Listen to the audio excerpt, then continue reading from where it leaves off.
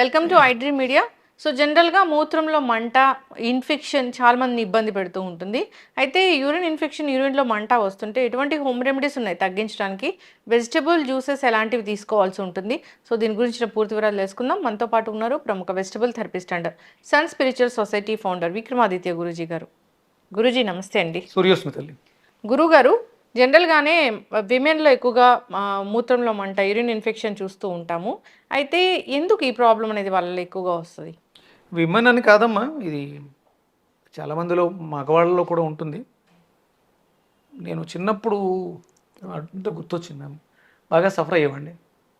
యూరిన్లో మంట అంటే నైటు యూరిన్కి వెళ్ళి వచ్చిన తర్వాత మండడం కానీ, లేకపోతే యూరిన్ వచ్చేటప్పుడు మంట కానీ నేను చాలా ఫేస్ చేశాను. అప్పుడు నేను మండుతుంది అనగానే ఇంట్లో పంచదార నీళ్ళు కల్పించేవారు.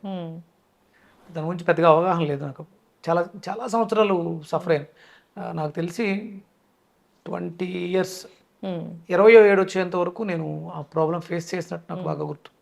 ఆ తర్వాత కూడా అప్పుడప్పుడు దాన్ని నేను ఫేస్ చేశాను.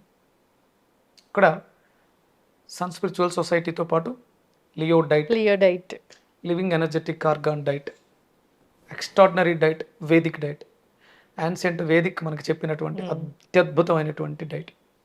ఇంట్లో మనకి ఈ సమస్యకి ప్రధానంగా మన శరీరంలో వ్యర్థాలు, స్వాదిష్టాన చక్రం అంటే కేవలం ఒక సెక్సువల్ ఆర్గాన్ మీద ఒక్కటే కాకుండా మన వే ఆఫ్ లైఫ్ స్టైల్ ఇవన్నీ కూడా ఆధారపడి ఉన్నాయి. మనం ప్రతిదానికి ఒక్కటే ఆధారంగా చేసుకుని అది తినండి ఇది తినండి కాదు. మీ మనస్సు బాగుందా లేదా అంటే ప్రతిదీ కూడా అంటే వేదం చెప్పింది అని అంటాం, నైరాశ్యంతో కూడా మాట్లాడుతూ ఉంటాం.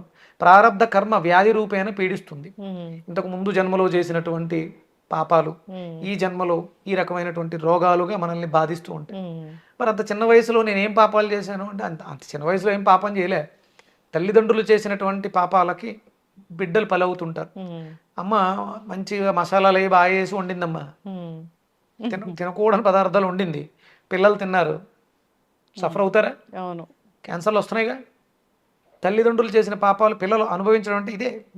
అంటే ఇంతకు ముందు జన్మలో ఈ దేహం కాదు చేసింది పొరపాటు, ఈ జన్మలో ఈ దేహంతో శిక్ష అనుభవించేది ఎలా కరెక్ట్ అవుతుంది? పుట్టినప్పుడు దగ్గర నుంచి పోయేంత వరకు ఏవైతే చేస్తామో ఇక్కడే అనుభవిస్తాం.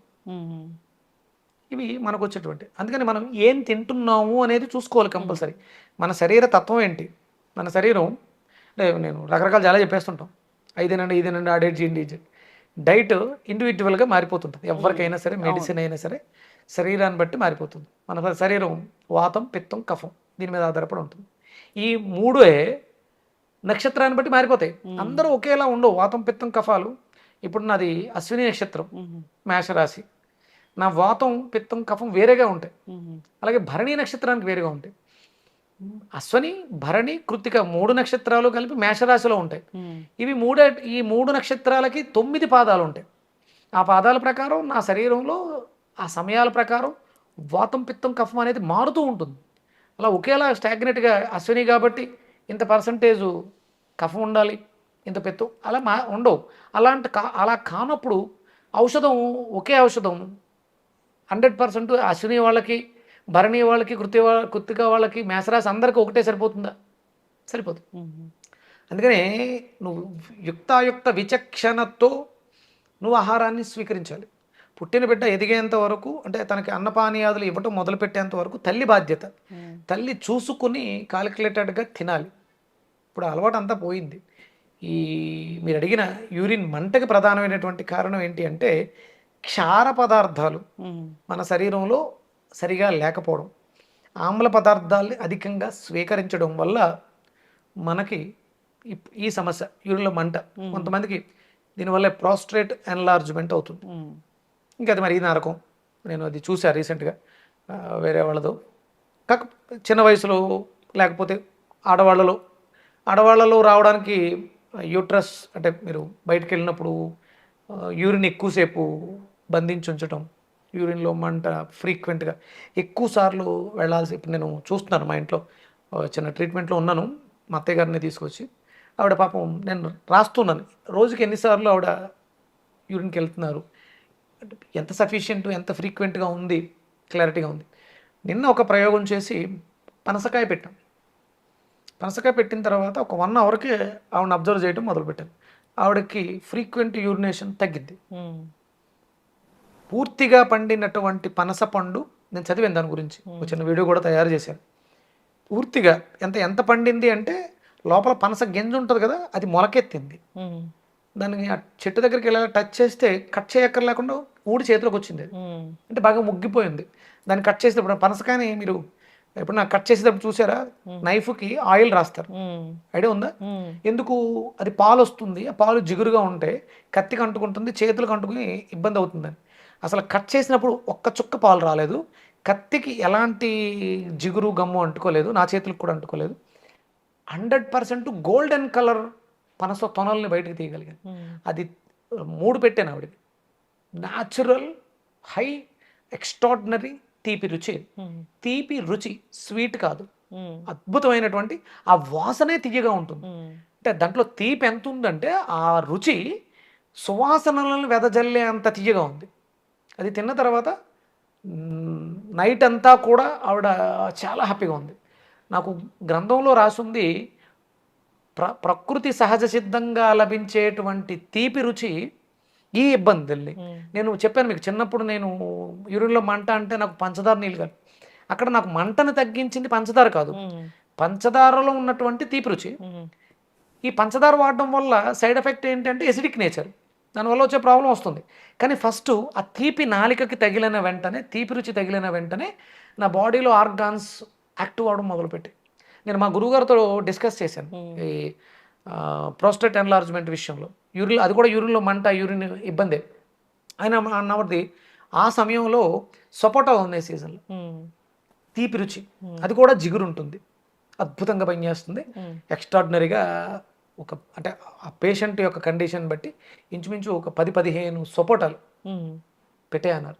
షుగరు, బీపీ ఏం ఆలోచించుకోవద్దు, పెట్టేయన్నారు. అలాగే నేను మా అత్తగారి విషయంలో పనసకాయలు పెట్టడం జరిగింది. బీపీ చెక్ చేసుకుంటూ ఎప్పటికప్పుడు రాస్తూ ఉంటాను. అసలు ఎలాంటి ఇబ్బందులు లేకుండా యూరిన్ ఇబ్బంది అంటే మన జీవితాల్లో సహజ సిద్ధమైనటువంటి తీపి రుచిని కోల్పోయాం. కాబట్టి యూరిన్లో మంట, లేకపోతే బాడీలో ఎక్కడ మంటలున్నా దానికి ప్రధానమైనటువంటి కారణం మన జీవితాల్లో సహజ సిద్ధమైనటువంటి న్యాచురల్ తీపి లేకపోవడం. పంచదార, చెరుకు రసం బాగా ముదరనివి మీరు ఆడించుకొని జ్యూస్ తీసుకొచ్చి చిన్న అల్లం ముక్కేసి మిరియాల పొడి వేసి స్టీల్ ఊకిల్లో, స్టీల్ దాంట్లో చెక్కగా పాకం పట్టండి. పాకం చెక్క పడుతుందని కానీ చూసుకోండి. దాన్ని ఒక సీసా కాచి పక్కన పెట్టుకొని దాన్ని ఒక సీసాలో వేసుకోండి. న్యాచురల్ స్వీట్ చాలా అద్భుతంగా ఉంటుంది. గాజు సీసాలో వేసుకొని రోజు ఒక స్పూన్ తాగండి. పంచదార ఏదా దీంతో తయారయ్యేది, వేడికి ఉపశమనం, చాలా అద్భుతంగా పనిచేస్తుంది. నిల్వ కూడా ఉంటుంది. మన జీవితాల్లో తీపి కావాలమ్మా, షడ్రుచులు కావాలి. అన్ని రుచులు అన్ని రోగాలకి సమాధానం చెప్పి. తీపి అంటే షుగర్ కాదు, తీపి అంటే స్వీట్ కాదు, ఆర్టిఫిషియల్ స్వీట్ కాదు, మనకి మిఠాయి షాపుల్లో దొరికే స్వీట్స్ కాదు. తీపి అంటే సహజ సిద్ధంగా వచ్చేటువంటి పనసకాయలో వచ్చేటువంటి తీపి, సపోటాల్లో వచ్చే తీపి, పళ్ళు మామిడి పళ్ళలో వచ్చే తీపి. ఈ తీపి రుచులను పక్వానికి పర్ఫెక్ట్గా తొందరపడకుండా, అంటే నేను వెళ్ళిన తోటలో రైతు అలా వదిలేశారు అట్లని, అవి రాలినప్పుడు మాత్రమే సేకరిస్తున్నారు. ఆయన దగ్గర తెచ్చా స్టార్ ఫ్రూట్, అద్భుతంగా ఉంది. చాలా రకాలు సపోటా ఉంది, మంచి అద్భుతంగా రుచి. ఎందుకంటే ఆయన ఎరువులు, ఫెర్టిలైజర్స్ ఏం వాడట్లే, 15 ఏళ్ళుగా న్యాచురల్ ఫార్మింగ్లో ఉన్నాడు. అక్కడ తిన్న వెంటనే చాలా అద్భుతంగా అనిపించింది. అది మనలో ఉండేటువంటి ఈ మంట, చాలా కొంతమందికి యూరిన్లో మంట అయినా, అరికాళ్ళలో మంట అయినా, కళ్ళలో మంట అయినా, ఏదైనా మంటకు కారణం ఏంటంటే ఫైర్ ఎక్సెస్ అవుతుంది అంటే మన బాడీలో ఐరన్ తగ్గుతుంది, ఇనప ధాతువు తగ్గుతుంది. అంటే చెరుకు రసంలో ఉండేది ఇనుము, స్వీట్లో ఉండేది, తీపి రుచిలో ఉండేది ఐరన్ ఎక్కువగా ఉంటుంది. అందుకని మనం తీపికి దూరంగా ఉన్నాము, ఆర్టిఫిషియల్ తీపిని దగ్గరగా చేసుకుంటున్నాం, విపరీతమైనటువంటి మసాలాలు, ఎక్కువ ప్రోటీన్ ఫుడ్స్ ఎక్కువ తినేస్తున్నాం. వీటిని మీరు దృష్టిలో పెట్టుకోండి. సహజ సిద్ధంగా అరటిపండు తీయగా ఉండేలా మాగబెట్టండి. స్ప్రేలు చేసి ముగ్గించడం కాదు, న్యాచురల్గా మొగ్గటం మొదలుపెట్టిన తర్వాత గెలని కట్ చేసి పక్కన పెడితే పైనుంచి ముగ్గుతూ వస్తుందమ్మా. టైం పడుతుంది, వెంటనే మొత్తాన్ని ఒకేసారి మొగ్గు మీకు పైనుంచి అలా ముగ్గుతూ వస్తుంటే అవి తినాలి. రైతులకి నేను వేడుకుంటున్నాను, మనం అందరం కూడా ఎవరైతే డిమాండ్ చేస్తున్నామో అందరం కూడా రైతుల్ని చేతులు పెట్టి దండం పెట్టి వేడుకుంటే రైతుల్లో కూడా మార్పు వస్తుంది. ఎందుకంటే రైతు కూడా మనిషేగా, అవును. వాడు కూడా అదే తింటూ ఉంటాడు. అందుకని తీపి రుచిని జీవితంలోకి ఆహ్వానిస్తే న్యాచురల్ తీపిని, డయాబెటిక్ అనేటువంటి షుగర్ వ్యాధి కూడా మన జీవితం నుంచి బయటకు వెళ్ళిపోతుంది. ఎస్. యూరిన్లో మంట, కడుపులో మంట, కళ్ళల్లో మంట, అరికాళ్ళలో మంట, ఈ మంటలన్నీ కూడా మనకు తగ్గే అవకాశం ఏర్పడుతుంది. ఎస్. అయితే ఈ తీపి ఉన్న ఫ్రూట్స్ తీసుకోవచ్చు అంటే ఎనీ ఫ్రూట్ మగ్గింది అంటే అది తీపి తీయగా ఉంటుంది. విటమిన్ సి పుల్లగా ఉంటుంది, మ్మ్. ఎంత ఎక్కువ పుల్లగా ఉంటుందో అంత ఎక్కువ తీయగా ఉండే తీయగా అవకాశం ఉంటుంది. అయితే ఇప్పుడు వెజిటబుల్స్ అంటే ఏముంటాయి మూత్రంలో మంట తగ్గించడానికి? అందుకేనమ్మా తీయగా ఉంటుంది. మ్మ్. తీపి గుమ్మడికాయ అంటాం మనం, అవును. అద్భుతంగా పనిచేస్తుంది. మ్మ్. ప్రోస్టేట్ ఎన్లార్జ్మెంట్కి నేను మా నాన్నగారికి వాడా, 3rd గ్రేడ్ ప్రోస్టేట్ ఎన్లార్జ్మెంట్లో నేను ప్రధానంగా మంచి గుమ్మడికాయని తీసుకుని ఇంకా చాలా రకాలు చేసి నార్మల్ చేయగలిగాను. ప్రోస్ట్రేట్కి, యూరిన్లో మంటకి మంచి గుమ్మడికాయ అద్భుతంగా పనిచేస్తుంది. ఎస్, చక్కగా చెప్పారు గురూజీ. సో అందరూ కూడా న్యాచురల్ వేస్లో దీన్ని తగ్గించుకునే ప్రయత్నం చేయాలని అందరూ కోరుకుంటున్నాను. కూడా వాళ్ళ జీవితాల్లో సింహంలా బ్రతకాలి, సింహంలా బ్రతకాలి లియో డైట్తో. ఇది ఒక్కటే మనకు వచ్చేటువంటి రోగాలని, మనకు రాబోతున్నటువంటి రోగాలను ఎదుర్కోవడానికి అత్యద్భుతమైనటువంటి జీవన విధానాన్ని తెలియజెప్పింది. సింహంలా ఉంటుంది లియో డైట్. దీనికి మించింది ఇంతకు ముందు లేదు, ఇక భవిష్యత్తులో రాదు లియో డైట్. న్యాచురల్ వేస్ ఉన్నాయి మూత్రంలో మంట తగ్గించడానికి. అంటే ఎలాంటి ఆహారాలు తీసుకుంటున్నాము, ఎట్లా తగ్గించుకోవాలి. బాగా ఇంకా సివియర్ అయింది అంటే అప్పుడు డాక్టర్ని సంప్రదించాల్సిందే. కానీ చిన్న చిన్న హోమ్ రెమెడీస్ ద్వారా కూడా అప్పుడప్పుడు వస్తున్న దాన్ని మీకు తగ్గించుకోవచ్చు. ఇన్ఫెక్షన్ వల్ల మంట వచ్చినా కూడా మంచి గుమ్మడికాయతో తగ్గుతుందమ్మా. మంచి గుమ్మడికాయ మన శరీరంలో ఇమ్యూనిటీని బూస్ట్ చేస్తుంది అద్భుతంగా. ఎస్, తెలిసిపోతుంది అది ఎంత సివియర్గా ఉంది, అప్పుడప్పుడే వస్తుందా అని. దాన్ని బట్టి వాళ్ళు వాడుకోవాలని కోరుకున్నాం. చాలా చక్కటి ఇన్ఫర్మేషన్ గురువు గారు. సూర్యోస్మితలే. And for more videos, Please subscribe to iDream. Please subscribe to iDream. Please subscribe iDream. And please subscribe to iDream.